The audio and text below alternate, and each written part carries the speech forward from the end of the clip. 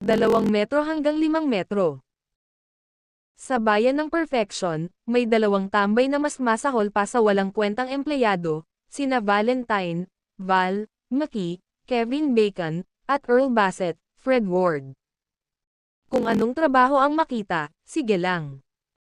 Sila yung tipong, jack of all trades, master of none, kundi sirang fence, baka ang inaayos nila. Buti sana kung mayaman sila, puro utang at lumang truck lang meron sila.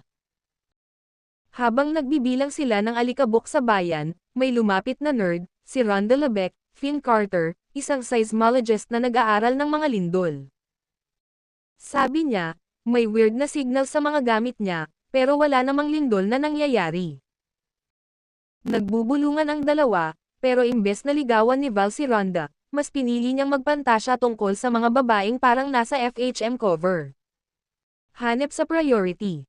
Gitling-gitling-gitling. 5 metro hanggang 10 metro. Sa isang totally hindi kaina-hinalang eksena, nakita nilang patay na ang laging lasing na si Edgar, nakasampas sa tore ng kuryente na parang manok sa itaas. Literal na namatay sa uhaw. Hindi na sila nagtataka kung lasing lang to o may nakakatakot na dahilan. Samantala, si Miguel, ang lokal na rancher, ay nagrereklamo dahil nawawala ang ilang baka niya. Akala niya baka tinangay ng alien o ninakaw ng mga tambay sa bayan. Pero hindi pa nila alam, may mas malalang problema silang haharapin. Gitling-gitling-gitling. 10 metro hanggang 15 metro. Sa isang trailer sa disyerto, may mag-asawang doktor na busy sa kanilang DIY bahay. Biglang may lumabas na usok mula sa lupa. Ang lalaking doktor, na feeling scientist, nag-decide na, sige, lapitan ko nga. Biglang bamuka ang lupa, at boom. Hinayla siya pababa ng kung anong halimaw. Ang asawa niya, na obviously mas matalino, sinubukang tumakas sakay ng kotse, pero hindi umubra. Hinayla rin pababa kasama ang buong sasakyan. Literal na, sunk cost, ang nangyari sa kanila. Gitling-gitling-gitling.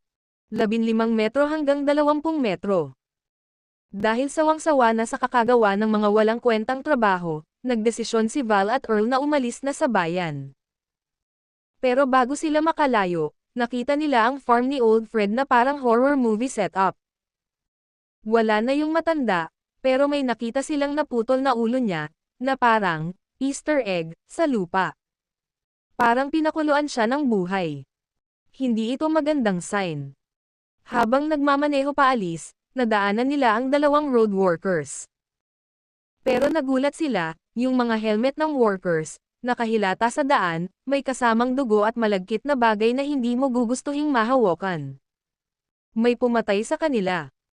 At bago pa makaalis si Val, bigla silang na-stuck sa isang ridge. Ayos. Parang gusto talaga silang ipalapan ng mga halimaw. Gitling-gitling-gitling. 20 metro hanggang 25 metro. Pagbalik sa bayan, nagtataka sila kung anong sumabit sa axle ng truck nila.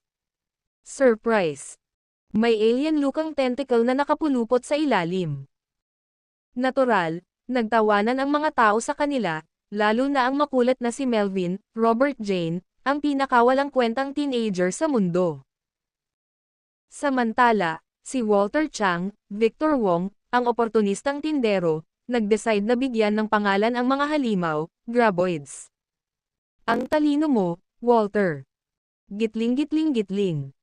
25 metro hanggang 30 metro.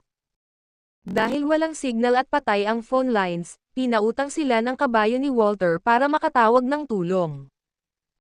Siyempre, hindi pa sila nakakalayo, may nangyaring horror plot twist. Biglang nagwala ang mga kabayo, at biglang lumabas ang unang buong graboid. Para silang mga bata sa sports fest na tumatakbo para sa buhay nila. Sa sobrang kaba, nagtatatakbo sila hanggang sa tumalon sila sa isang kanal. Buti na lang, hindi kasing talino ng utak ni Einstein ang halimaw, sumalpok ito sa semento at namatay sa sariling katangahan.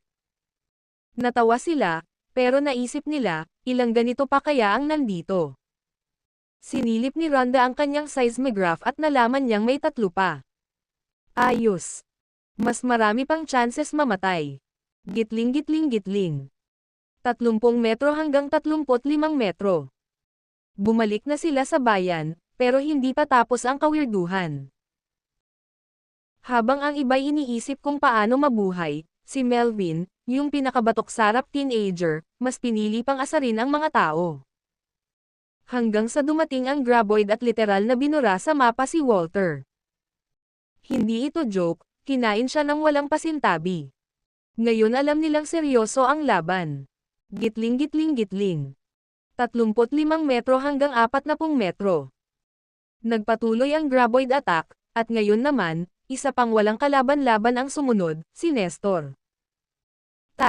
Ni hindi nga siya bida, pero naging